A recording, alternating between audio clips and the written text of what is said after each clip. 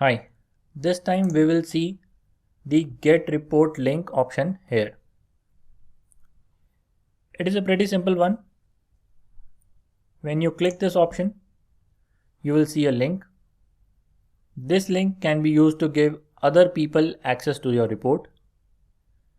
Basically, if you are giving access to a lot of people, it can be difficult to put their IDs individually and give them access.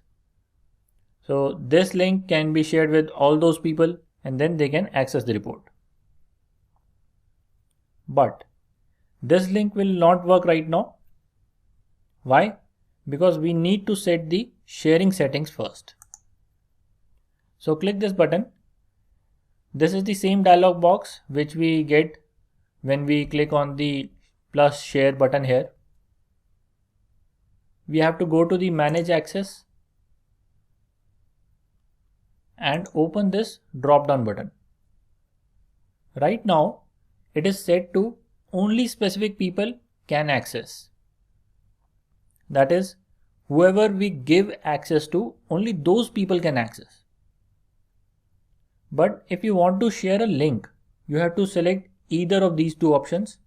Anyone with the link can edit or anyone with the link can view. So for viewing rights, this option is to be selected. For editing rights, this option is to be selected. If you select these options, your report will be open for public on the internet. So this report can then be found on Google search also. Right now we just want to start sharing our link. So I'll select this. Anyone with the link can edit. Once link sharing is on, you can copy this link and share it with your colleagues. Else, if you open the get report link here also, you can copy this shorter version of the same link here, and both of these links will work in the same way. Lastly, this checkbox is to share the same view. So if you have applied any filters on the report, the viewers will also see those filters already applied. Let's keep it ticked.